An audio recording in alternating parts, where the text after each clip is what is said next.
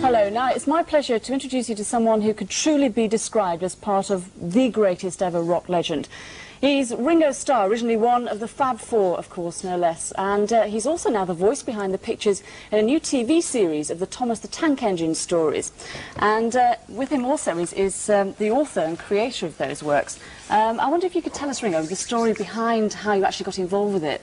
How I got involved was the lady who put it together, Britt Allcroft, came to the house one day and she said she had this idea for me to narrate these books. Sorry. And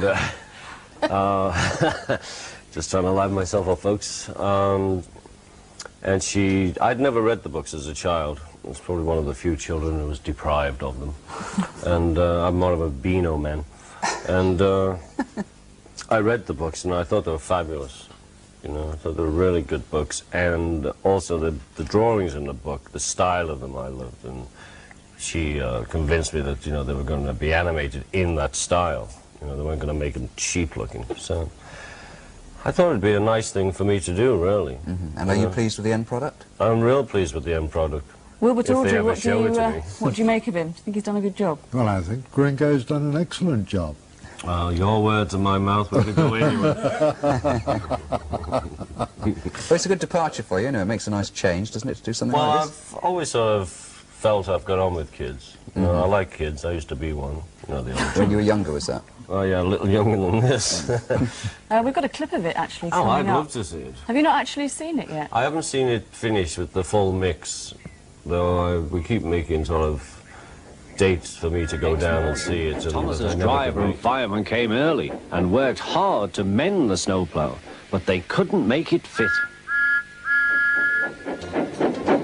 Thomas was pleased. I shan't have to wear it, I shan't have to wear it, he puffed to Annie and Clarabelle. But they were rather worried. I hope it's all right, I hope it's all right, they whispered to each other. The driver was worried too.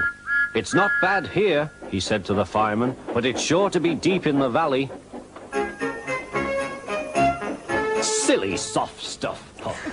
Wonderful. Not bad at all. It looks terrific. I wish I was in it more than just the voice. Is it right that the producer actually said that he did a better version than John Gielgud, Reverend? Well, I wouldn't presume to criticise John Gielgud. It's not a criticism. It's just praise of Ringo, isn't it? Right. Not a Well, bad she'd compliment. say anything to get me to do it. Do you find it actually difficult, Ringo, to find something sort of new boundaries to cross over? Because you've done so much, achieved so much. Yes, I know, it's difficult. Getting out of bed's a problem these days. Not really. You've been doing all this acting recently. We've All seen you this on the acting, screens. yes. 4 minutes. Was that Princess Daisy? Yeah, well, we did that a year ago. And it was good fun, you know, the wife and I. Yeah, presumably she encourages you in all this stuff. Oh, she's always encouraging me in everything. But seriously, do you feel, I would genuinely think... Yes, you think? I think that you've got nothing else to sort of achieve. You've done Oh, that's so much. ridiculous. There's lots to achieve. Like what? Well, like playing for England. What, football? Because you have some footballers on, I heard. Yes, very often. Yeah, there's records to make. There's still acting I'd like to do. You know. But I mean, Over to presumably you Rev. don't. I'm drying up here. You don't have to worry about paying the mortgage. So Not anymore, dear. Not anymore. No, so No. it must be difficult to motivate yourself to get excited about things, though, if you know Not that really. you don't have to. I was excited about this. I mean, once you've said yes to anything, you know, the motivator starts when you're interested, and then when you actually say yes, I mean, that's the most terrifying part. Once you sign your name, you say, oh, God, did I do the right thing? But then when you have, you know, you realize you've got to do it, so you do it with all the energy you can find. You don't lack self-confidence when you're doing something new. I don't lack self-confidence, ever. Period. Ringo, thanks a lot. We'll chat again in a moment. It's letters time now. And Jenny Barnett, good morning to you, my dear. Good morning. I mean, you could come and do the postbag slot. That's a great... The postbag slot? Yeah, that's a great thing to look forward to. Oh, you know, yes, now good morning. The thrill of coming here every day is I know, it's wearing too much. off rapidly. Good morning and welcome to Tuesday Postbag. And there I was waiting for Thomas the engine and also sacks of mail to arrive concerning all railways, and all I got was one measly letter. Gordon, you can probably hear singing in the background. It's quite famous singing, actually. It's Ringo yes, Starr. it is quite famous. You like tuning up at this time in the morning, Ringo? Me. our guests on the show today Is the Reverend Awdry. Is Reverend Awdry and a duck that can't swim. Oh, apparently. dear. Which might be of interest to you because you're a bit into animals, aren't you? Well, not that way. we have, yes, we have 3 dogs and 9 cats, Yes. 40 or 50 fish, 2 terrapins, 40 or 50 fish and 5 children. and 5 children. So we're into everything. Yeah, which are the most difficult to look after? The fish. Really? And, of course, we have the Reverend Awdry with us as well, who's the creator of this new Thomas the Tank Engine series, which, when does it actually go out, Ringo? Goes out at 12 this afternoon. I hope all your mums will get your kids round the telly and watch it. And you're doing And narration 4 for o'clock, it. actually. I do the narration, and the Reverend wrote it. Wonderful. And Clearwater made it all visible. Yes. Did it take you ages to actually record it, or was it one of those things you just No, it dashed in took about 8 days. We used to do about 4 or 5 a day, and then we had to redo 4 of them because the tone of your voice in the morning to, you know, when you've got rolling changes. I know So just can what you hear this, mean. Hello, kiddies, it's Uncle Rich here. And so we did 4 again. So it took about 8 days. Yeah, and we saw a clip of it earlier, and the animations look superb. Very, very fabulous. close to the Clive Spong illustrations on the original books, aren't Yes, they? which the Rev was. Well, Clive Spong didn't do the Well, the illustration. original. Yes. No. We ran through 4 artists. Yes. Did you? Well, they're absolutely Yes. smashing anyway. With Clive Spong, I've got a great admiration for Yes. his pictures. Well, we'll be chatting to both of you later, but now, Nick, wonderful stuff. Ringo Starr is our special guest this morning. He's been doing Maybe. throat exercises and drinking TVM coffee. Yeah. So he should be well and truly woken up by the time we come back from the break.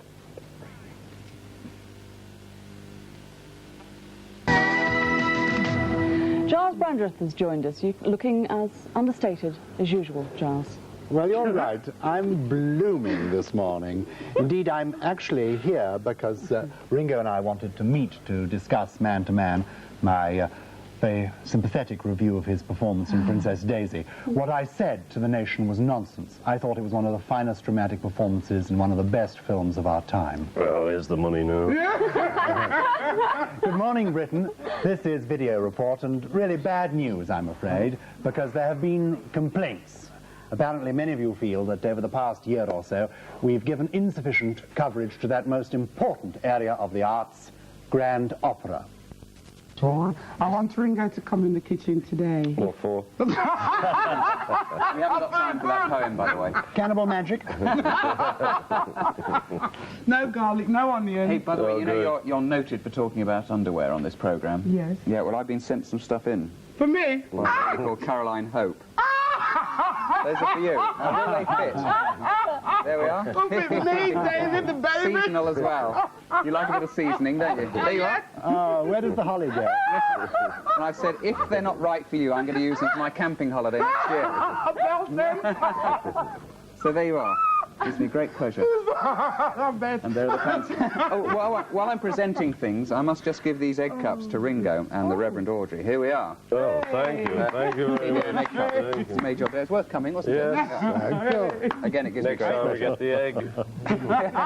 I think that tribute will wipe out all his past successes. I would have thought so. Throw the Bigger gold than a discs out the Grammy. window. All right. You've arrived now, Mr. Starr. I've made it finally. Anyway, I think it's a trip to the kitchen fairly soon. Yeah, are you going? Can you handle it? You don't like onions, do you? No, all garlic. There's no onion, I no don't mind garlic. Oysters. Yes, terrific. We'll be off to the kitchen.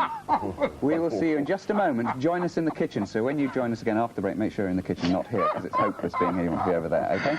See you.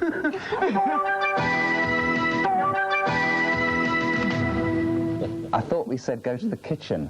Oh, okay. Well, no, since you're here, we'll go to the kitchen later, because in fact, Jane wants to tell you about a very old-fashioned kitchen, which is rather fascinating. That's right, and I've got a question for you, actually, and for anyone who's used to all mod cons, how would you fancy swapping your cooker for an open fire and making do without electricity, gas and hot water, and of course no central heating? Well, that's what spinster Bessie Fawcett did until she died recently at the grand old age of 94. In fact, her labourer's cottage near Walton in North Yorkshire has remained mostly unaltered since it was built in the 1780s. Peter Showett has been along to see what life was like for Bessie. Thank you, Peter, very much. A great place. Yeah, it looks like the one I lived in Liverpool. Actually, the place you're in now is not exactly modern, is it? Well, no, 1840. But we do have electricity. You do have electricity. Actually, I can understand that lady's fear of electricity. I heard an old lady recently who used to put sellotape across the holes on the sockets because she was worried about electricity pouring into the room when she was using it. Genuinely. Well, the problem we all have, I mean, when you put on the switch, if it doesn't work, you're dead. Good point. Thank you very much. And now over to Nick. Thank you, Ringo. And over to Wincy with her wall. Oh, you can come again. No, it's Nick. It's that sort of thing. Coming up between now and 9:25 on TVAM, the duck that can't swim. And Rusty Lee with a recipe to tempt the taste buds of our morning guest, Ringo Starr. But right now at 9 o'clock, it's the news and Gordon. Of the dog owner using a boot to help the dog's leg to heal. That was last week. Today we have the story of Lucky the duck who can't swim. And he's with Mrs. Trenholm and her daughter Hayley, who rescued Lucky. Good morning to you. Good morning. Now, can you tell me the story then, Hayley? What exactly happened? How did you find Lucky? Well, we went to the park late at night to see how they were getting on, and it was just there on its side. But it couldn't sit up properly? No, it was just in the water and its head was going under. So in the end you decided that you were going to take Lucky home and try and sort him out? Yes. What happened at home? Because I gather you even tried him in the bath, didn't you? Yeah. We had to try and clean him up because he was really dirty after that. And you've got a dog, Madeline, haven't you? Yes, we have, I mean, yes. How does he or she react? Oh, very When a duck well, around the house? particularly when it was a little tiny duckling. When it came out of the water, the dog used to lick it to try and sort of mother it. But as the ducks got bigger, the dog sort of feels a bit jealous of the duck now. What have the experts said? I mean, what is the problem? Well, the problem is there's a gland here near the tail where the ducks get oil from to put on the feathers to make them waterproof. And the gland isn't working properly on the duck. Yes. And this is why we're having problems. Yeah. Ringo? Yes, I know you're an animal lover. Can you see us over here? I can see you. Yeah. Yes. I know you're a great animal lover. I hope it's suitably moved. We have a lot of Canadian geese on the lake, because we have a lake at home. And but we have never had this problem. What are you going to do? I mean, is Lucky now with you for life? Well, it would appear so. We tried Christmas. Your microphone was off then, because we're about to go to the kitchen as well. That's awful, isn't it? Yes. Well, we tried him or her back on the pond at the park about 4 weeks ago, and it got into difficulty again, and the wardens had to take it off because it was sinking. It was only its head above water. So it looks as though it can't go in deep water at all now. So we're sort of stuck with it. But you don't mind, do you, Hayley? No. Do you love him? Yeah. And he's in no danger at Christmas, is he? No. Promise? Promise. Good. Thank you very much for coming to talk to us. It's lovely to meet Lucky. Right, now we'll take a break.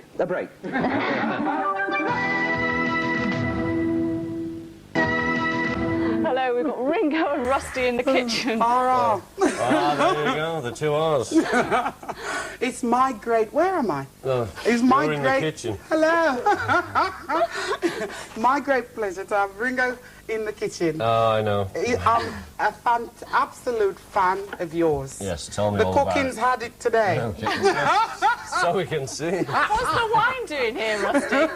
Well, the wine is... Well, first of all, would you like a drink? Oh, I'd love a drink. Oh, lovely. First thing, no, have it in a cocktail glass, because I know the high life you live. Oh, I know. You Well, we use the usually have it in a cocktails. mug at home. Get that one, Rusty. Me, I suppose. Yeah, I'll take that. You ladies have the nice glasses. Oh, you can There have a goes bit a more drop than that. more. Cheers. Cheers. A very happy day to everybody. We're making Whatever a we soup. are. Yes, we're having a super meal today. Cheers. Cheers. Cheers. Steak. Time we get this over with, we no cooking. The steak is a Philly steak. I hope it's better than the wine.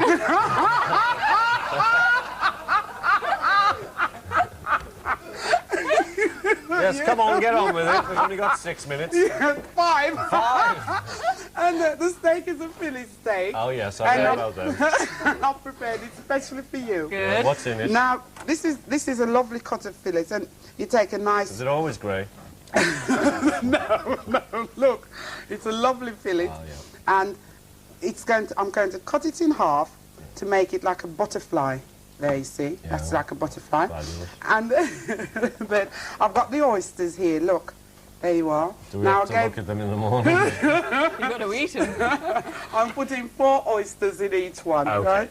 So I hope they're all going to work for you. So there's 1, 2, and you season them up. You can put a little less if you feel like it. I shall, because it's going to. And then put some paprika pepper in there, right? And a little bit of salt as well. And seal it up like this. And season it again with pepper, black pepper, and salt again. You've all gone quiet, I can't believe it. First time you've gone quiet all morning. So then after you do it like that, you fry it for, say, 5 to 8 minutes, depending how do you like your steak? Well done. Well done. Well, you cook it until you're happy with it. Say 10, 12, 15 minutes, right? Are you going to cook this? Oh, God, I'm just getting frightened. I have to eat it. Well, then you cook it like that, both sides, okay? Rusty, Yes, super rusty. Yeah. Then you take it out like this. Excuse me, you don't eat it in a pan like the old days. No. And then for the sauce is the interesting thing as well. Yeah. That's going to be lovely. And the sauce is basically just two dessert spoons of flour. What's that red stuff? That's tomato puree. I never you cook eat that tomatoes. down. Oh.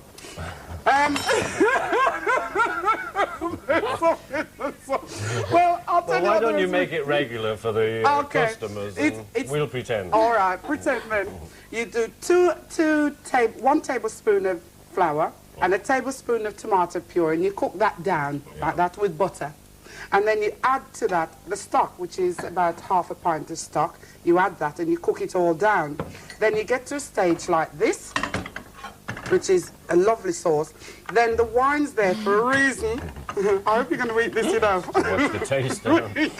You put about half a glass, say, of red wine in there. Great at breakfast. Yes, it's going to be beautiful. Now, I've got some of the steaks in the oven, right? And what I've done with that, I've put Stilton in, a pound of Stilton.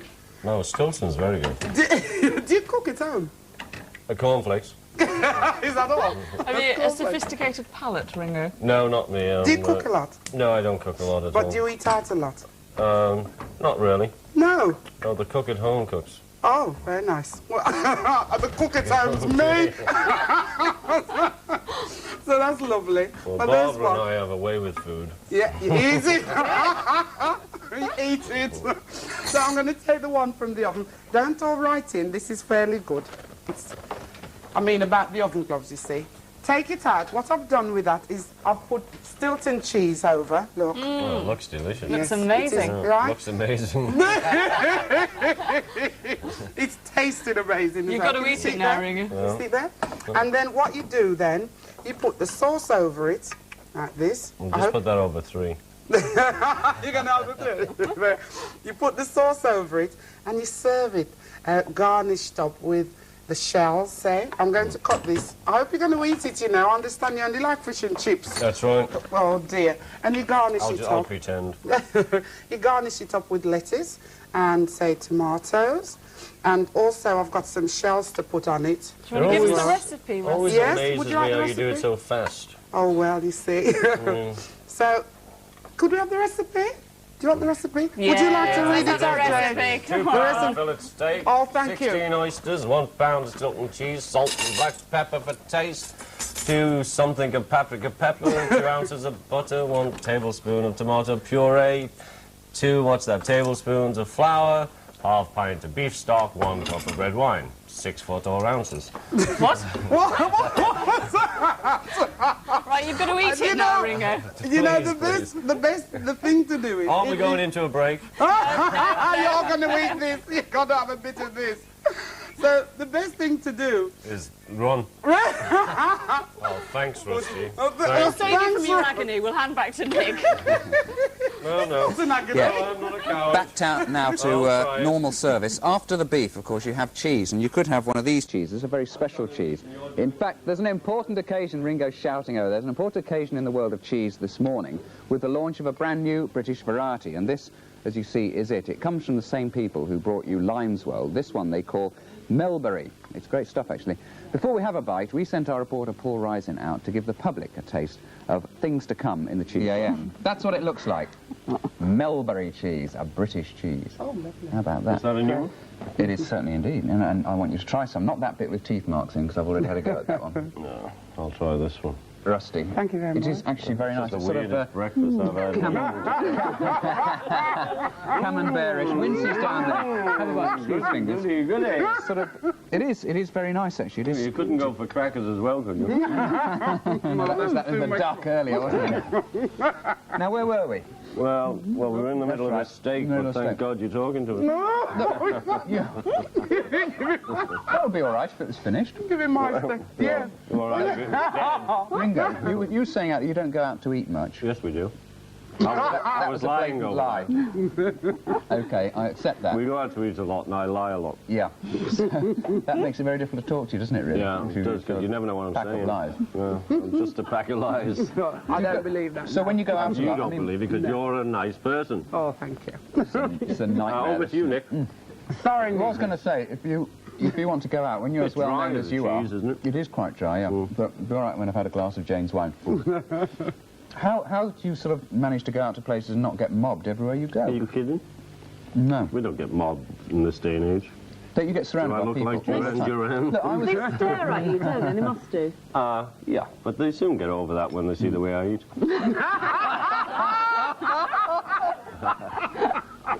No, there's no problem.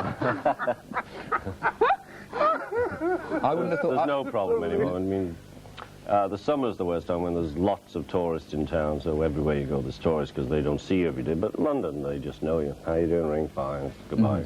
So you enjoy life and you reckon Or they say, how you doing, George? They don't know the difference. Do you reckon you lead a comparatively normal life then? Yes, completely normal. You can sort of go into the newsagents for a packet of fags and not Oh, get... of course. And not get mobbed by the newsagents. Starr attacked by newsagents. Pictures at 11. Well, it is nice to know you're nearly normal. Will you hand us to a break now, please? Yes, we're going into another break. This program's full of breaks.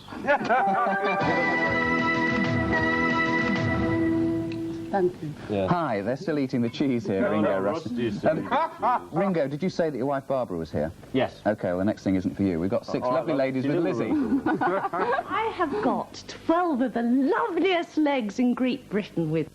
Sure you'd like to. My goodness, that was wonderful. Did you enjoy that, Ringo? Oh, I loved it, Nick. Put me off me steak. Thank you, girls, very much. Oh, it's absolutely terrific. Yeah, Thank that you. was fabulous. That was fabulous. Very good. Tell me something, Ringo. Do you ever play Beatles records at home? Yeah. Like You? what? I do, non-stop. Oh, well, no, I don't play them non-stop. I put them on occasionally. I did have a period for like 6 or 7 years where I wouldn't play them. Why? Because they've gone through your brain too Yeah, much, you I just think. knew every madness you'd gone through trying to make it, so I couldn't relax. So then now I can relax. Yeah. What are your favourites now? One of my favourites, still the same old favourites. Of 15 albums, 32 singles. Who do you listen to now in the charts? In the charts? Not too much in the charts, actually. I mean, now Stevie Wonder's back in the charts. I like him. Can I just ask a question? Prince is coming up strong. Might as well give him a plug, pretend I know what's happening. Do you want to ask a question, or can you wait till after the programme? You know, when you were When I doing all was- your things, Yeah. it was fantastic. And there was the 4 of you. Now, do you see Duran Duran like yourselves? No. You know, thanks. I just wondered. No need to enlarge on that one, Ringo. It's time to hit the road, actually. Oh, good. I'd like to say how good it has been to see you. I'd like to say it's been a pleasure, but I can't. I know the jokes. Ringo, thanks very much But indeed. it's a pleasure meeting Rusty. Oh, thank you very much. Thanks. Thanks. I don't know what we say to that. Thank you.